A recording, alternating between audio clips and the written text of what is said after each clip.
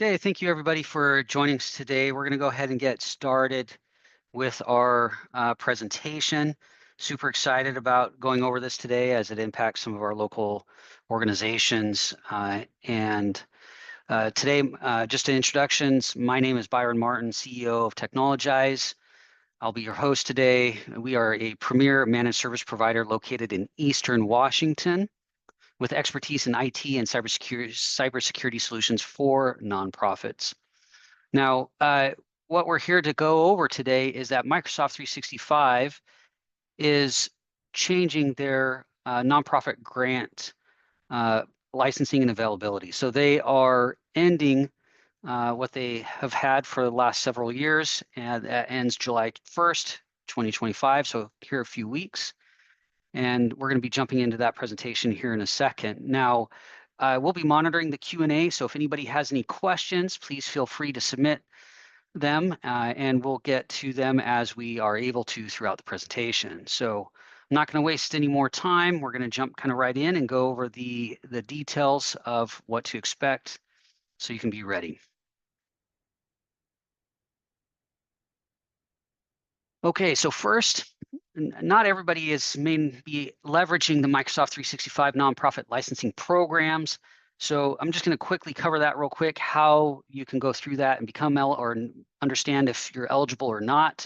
So at the link at the top of the page will take you to an application. Now, in order to be eligible, you have to be recognized by the IRS as a 501c3. If you meet those requirements, then you can go through their application process. You'll have to have kind of legal identifier, physical address, contact info, and everything ready to fill out that application, but it's a pretty straightforward process online. You just walk through the form fill, and then after you've submitted, usually it takes 5 to 10 business days to hear back whether or not you've been approved. Now, if you want to hear more about eligibility and whether or not you meet those requirements, there's a link at the bottom of the slide that you can follow that will take you there and give you more detail about eligibility specifically.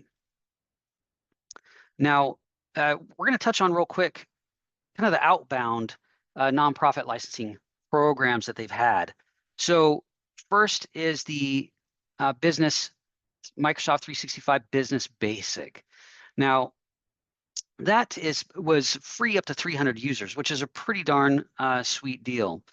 Now, but that only included web and mobile versions of the Office applications. Also included email hosting, 50 gig mailbox size, as well as 1 terabyte of OneDrive, Teams, and SharePoint. Now, the Microsoft 365 Business Premium, up to 10 users was free. Anything after that was discounted.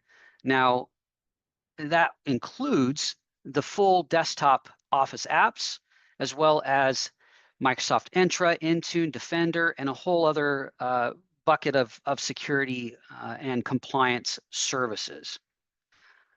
Now, Microsoft Office 365 E1 was free for unlimited users as well. Now, typically the enterprise, that E stands for enterprise, goes into play when you have more than 300 users or 300 licenses that you need, because the business plans are all limited up to 300 users. So if you need anything over that, this is where that E1 license would come into play.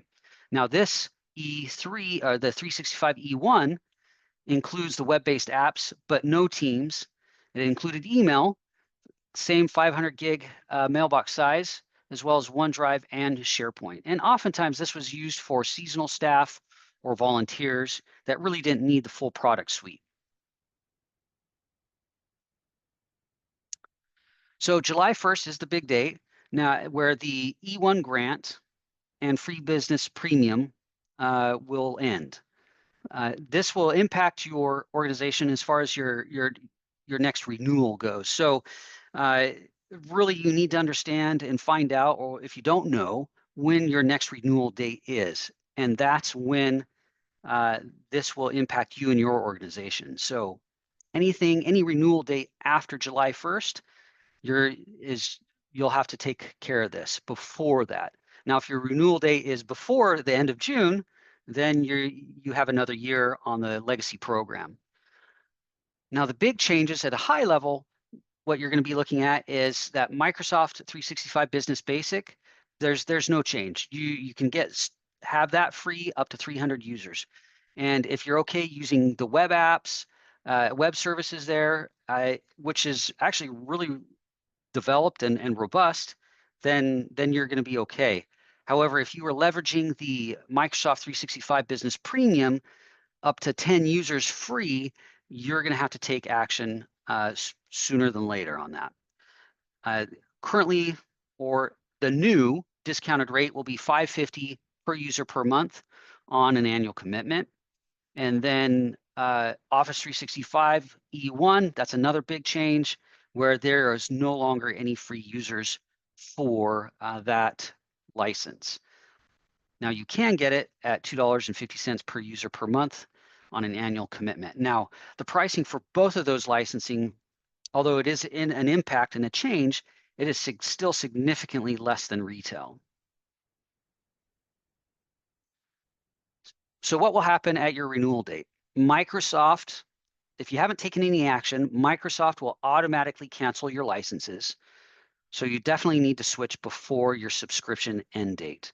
Now, they will give you a 30-day grace period to access your data, and then they'll give you an additional 60, well, not an additional, but 60 days, you'll have access, but no modifications. You can't make changes. And then after 90 days, you lose all access and all your data. It will be gone. So that's why it's going to be so critical to take a look at it now and figure out what you need to do as far as the licensing program goes. I'm just going to hit real quick, just at a high level, what each of these suites include, or which of these licenses include. So Microsoft Business Basic is cloud-based, cloud productivity, all the apps, as I previously mentioned. That includes Word, Excel, PowerPoint, Outlook, and a whole lot of others, but it's all in the browser, so you can still have access to all of that. It also includes email, your custom email for your organization, and collaboration tools such as Teams and SharePoint. Then you have that 1 terabyte storage of OneDrive, and plus, if you haven't seen or explored, you get more than 10 additional apps such as Planner and Forms.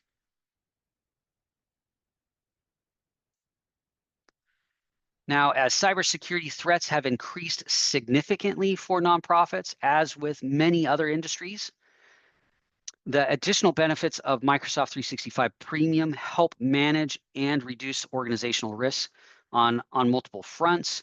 So the Business Premium comes with everything that Basic has, plus you get all the desktop apps. So now Word, Excel, PowerPoint, you get to install the software on your desktops. And in addition to that, you get a lot of just a more comprehensive advanced security suite around cybersecurity, compliance, identity, and just general user management. Now you are eligible up to 300 employees for this license. Anything after that, you'll have to move into the enterprise licensing program. Now to compare the three, just high level, again, just small business, or the Business Basic is really best for nonprofits with just lightweight productivity needs. You're okay just working everything in the web, and you don't need desktop apps. Again, good option for volunteers, interns, just seasonal users, but there is no advanced security features or device management. Now, the Business Premium is oftentimes one of the best fits for organizations because you get the more modern, you get the desktop apps, and then you get that modern cybersecurity, advanced features and device management. And you also get Microsoft Defender, which is kind of the more modern antivirus security, as well as Intune/Entra, which allows for identity management. You're managing your users and making sure that you're reducing your threat from cyber attacks. Now, this is really ideal for organizations that just have a lot more sensitive data, or a broad remote workforce, and even more so if you require a lot of compliance. And then lastly, Office 365 E1, just again, web plan only, similar to Business Basic. But the key here is if you exceed 300 licenses, this will give you that ability to go beyond that 300 seat. Effectively, at 250 users is where you become eligible. Now, you are also able to mix and match licensing, and we'll cover that a little bit more too. That may apply.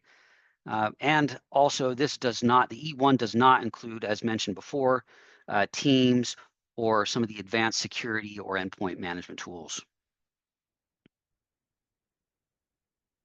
Here's a real basic graph chart on comparison of the 3 licenses. You can see, you can take a screenshot if you'd like, and we will also be sharing this slide deck to all of our attendees. So you can have this for your reference as you plan any licensing changes. We will make this available to you, as well as this a link to this video. So as you can see, the Business Basic is pretty basic as it indicates. And then what I didn't mention before, which is really neat about the Business Premium, is that's where you start adding some of the additional benefits around Microsoft Copilot. There's a lot of talk around AI right now, and we're not going to really get into that. But you do open up that door where you have access to some of those features to Microsoft Copilot.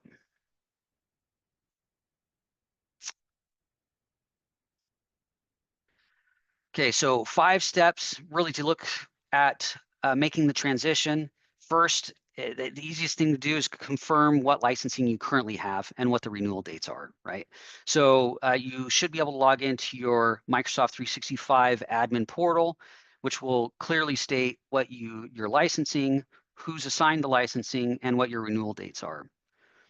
Then once you have identified those things, evaluate your staff needs. You know your organization, you're going to know, do you need desktop apps? Can you make do with web apps only? And then how many users? And then really a second part of the conversation really is going to be around cybersecurity and compliance concerns and needs for your organization. That should be a whole conversation. Things such as multi-factor authentication, device management, and again, as mentioned, Microsoft Defender, which is the whole next generation endpoint protection, antivirus that comes as part of that suite.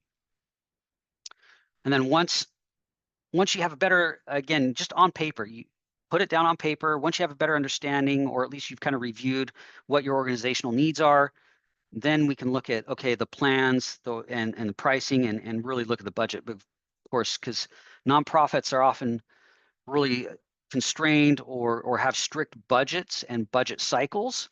And so this is something that's really important to understand how that impacts the organization. And so go through and compare those plans and really what fits. And then before your renewal date, just go into the portal and you can purchase the renewal dates, or excuse me, you can purchase the new licensing prior to the renewal dates.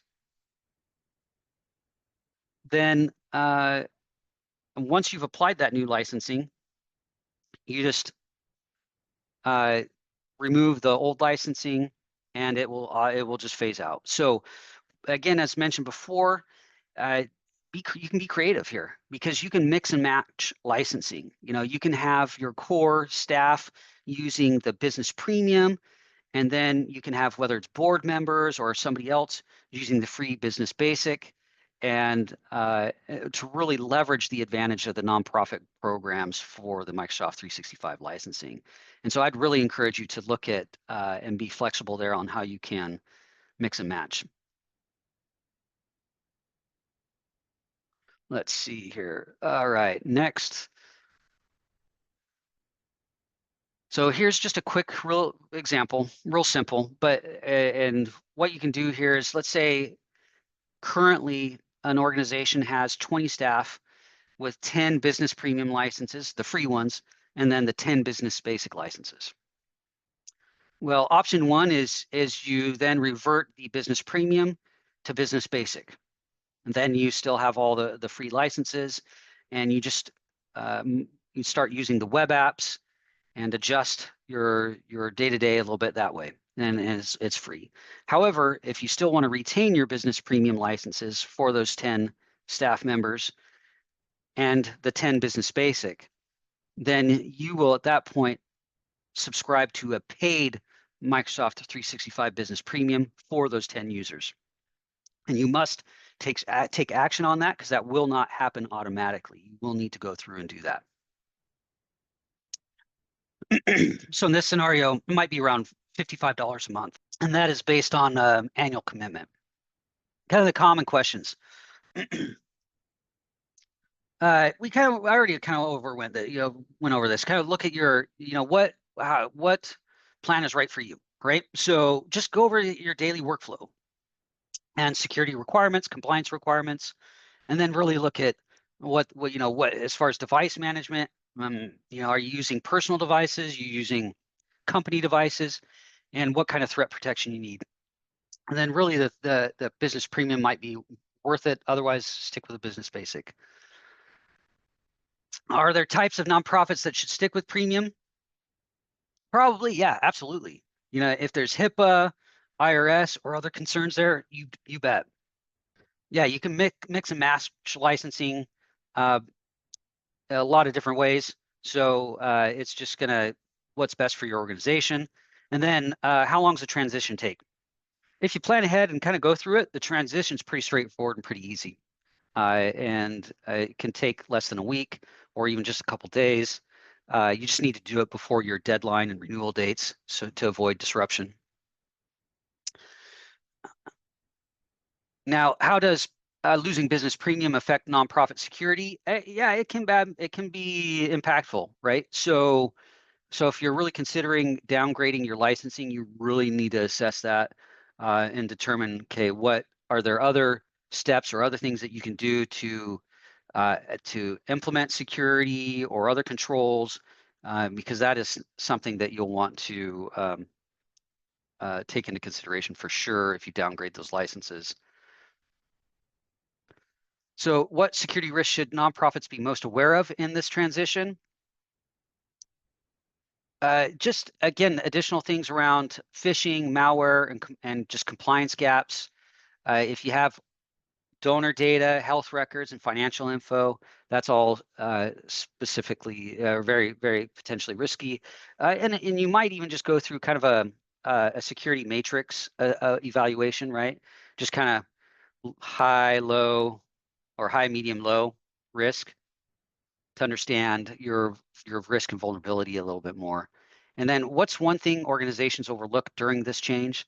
Many don't realize the risk of potentially losing access in the data. I mean, that's one of the biggest things that we've seen is just it's out of sight, out of mind. People don't know about it. They're not looking for it. And then that deadline passes and then there's panic.